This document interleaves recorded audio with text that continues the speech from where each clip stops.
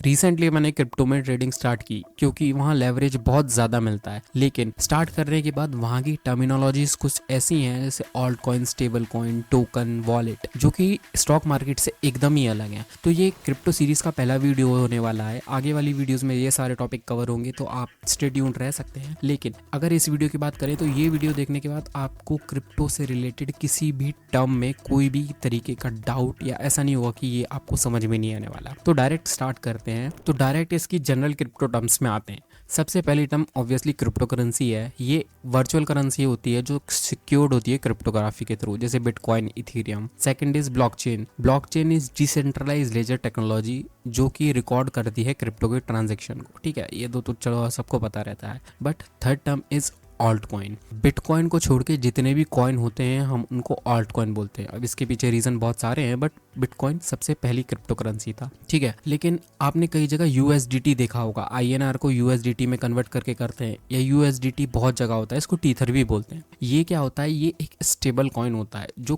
Crypto को पेज्ड किया जाता है किसी भी स्टेबल एसेट के लिए। लाइक ये इक्विवेलेंट रहता है यूएस डॉलर के, मतलब $1 अगर यूएस बढ़ेगा इसमें भी सिमिलर अमाउंट ऑफ चेंज आएगा। Now fifth point is token. अब टोकन को आप ऐसे समझो, ये जैसे डिजिटल एसेट बनते हैं किसी भी ब्लॉकचेन टेक्नोलॉजी पे, तो टोकन को वहां पर एक तरीके से करेंसी की तरह यूज किया जाता है। वहां आप कॉइन को सीधे यूज नहीं कर सकते। टोकन एक तरीके का एसेट होता है किसी भी ब्लॉकचेन टेक्नोलॉजी पे। ठीक है, अब ये तो चलो हो गया, जनरल क्रिप्टो टर्म्स हो गई। सो एज अ ट्रेडर अब हम ट्रेडिंग की स्पेसिफिक टर्म्स पे आते हैं जो कि स्टॉक मार्केट से एकदम अलग है। जैसे स्टॉक मार्केट में हमारा एक्सचेंज होता है, ठीक है, एनएससी हो गया, बीएससी हो गया, और ब्रोकर्स होते हैं। तो यहाँ भी एक्सचेंज होता है। अब जैसे आपने कई सारे एक्सचेंजेस का नाम सुना होगा, delta exchange, coin seed, DCX, Binance, Coinbase, ये सारे एप्लीकेशंस होते हैं, बट इनको मेजरली एक्सचेंज बोला जाता है क्योंकि यहीं पर सारे क्रिप्टो के ट्रांजेक्शन होते हैं। ठीक है, फिर जैसे हमारा ट्रेडिंग अकाउंट होता है, यहाँ पर क्रिप्टो में वॉलेट्स होते हैं। वॉलेट भी बहुत तरीके के होते हैं, हॉट वॉलेट, कोल्ड वॉलेट।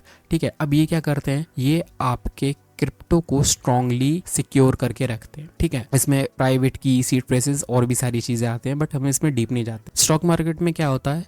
या तो आप स्टॉक में ट्रेड करोगे, या ऑप्शन में ट्रेड करोगे, या डेरिवेटिव में, फ्यूचर्स में ट्रेड करोगे। लेकिन इसमें आपको सिर्फ ट्रेडिंग पेयर्स मिलते हैं, मतलब दो क्रिप्टो करेंसी को आप एक दूसरे के अगेंस्ट ट्रेड करते हो। जैसे बीटीसी यूएसडीटी, मतलब बिटकॉइन अगेंस्ट टीथर, यूएसडीटी को टीथर बोलते हैं। ठीक है, फिर इसमें लेवरेज का कॉन्सेप्ट होता है। इसमें एक बहुत इंटरेस्टिंग बात है क्योंकि यहाँ पे आप 100x से 200x तक लेवरेज ले सकते हो। Next point is liquidity. Liquidity मतलब आप अपनी क्रिप्टो करेंसी को कितने ईजिली खरीद और बेच सकते हो और प्राइस पे इम्पैक्ट ना होते हुए। मार्केट कैप इसका ऐसे देखते हैं कि करंट प्राइस कितना है और टोटल सप्लाई कितना। अब ट्रेडिंग स्पेसिफिक टर्म्स भी कंप्लीट हो गई। But next is market types and trading contracts. जैसे इक्विटी, ऑप्शंस, फ्यूचर्स होते हैं। वहां पर यहाँ इक्विटी जो होता है उसको स्पॉट मार्केट बोलते हैं, फ्यूचर कॉन्ट्रैक्ट को यहाँ फ्यूचर कॉन्ट्रैक्ट ही बोलते हैं। बट इसमें फ्यूचर कॉन्ट्रैक्ट में एक परपेचुअल कॉन्ट्रैक्ट और होता है, मतलब स्टॉक मार्केट में तो हर फ्यूचर कॉन्ट्रैक्ट की एक्सपायरी होती है, यहाँ परपेचुअल कॉन्ट्रैक्ट में उस कॉन्ट्रैक्ट की कभी एक्सपायरी नहीं होती।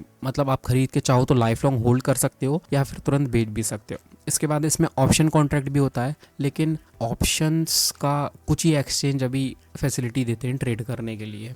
Next thing is margin trading. Trading मतलब आप एक तरीके से इसको लेवरेज ट्रेडिंग ही बोलते हैं आप, लेकिन इसमें कोलेट्रल भी प्रोवाइड कर सकते हो। ठीक है, लेकिन जब आप ट्रेड करते हो तो इसमें क्रॉस मार्जिन और आइसोलेटेड मार्जिन होता है। ये पॉइंट जब आप मैं लाइव ट्रेड करके दिखाऊंगा उसमें समझाऊंगा। ठीक है, तो बेसिक क्रिप्टो टर्म्स हो चुकी हैं, लेकिन जिन लोग को और एडवांस सीखना है उनके लिए security and storage is next point, जिसमें 2 फैक्टर ऑथेंटिकेशन आता है। तो सबको पता है, ओटीपी से लॉगिन होता है। प्राइवेट की and seed phrase. Seed phrase वो होता है जब आप वॉलेट की क्रिप्टो करेंसी एक्सेस करने के लिए कोशिश करते हो। अब इसमें थोड़े और एडवांस पॉइंट पे जाते हैं जो क्रिप्टो प्रोजेक्ट एंड टूल्स होते हैं, जैसे कि decentralise finance, NFT, gas fee, hold, FOMO, liquidity pool, stocking. और इसमें एक और मस्त पॉइंट है, जैसे कि मार्केट में हम ऑपरेटर्स बोलते हैं, तो यहाँ पर वेल्स बोला जाता है, ट्रेडर और इन्वेस्टर जो कि बहुत बड़े अमाउंट को होल्ड करते हैं। फिर yield farming, hush rate, dusting attack, etcetera etcetera. और एंड में कुछ मिसलीनियस हैं जो आपको देखने पड़ते हैं, मतलब आप ट्रेड करोगे तो आपको दिखेंगे वो सामने। That is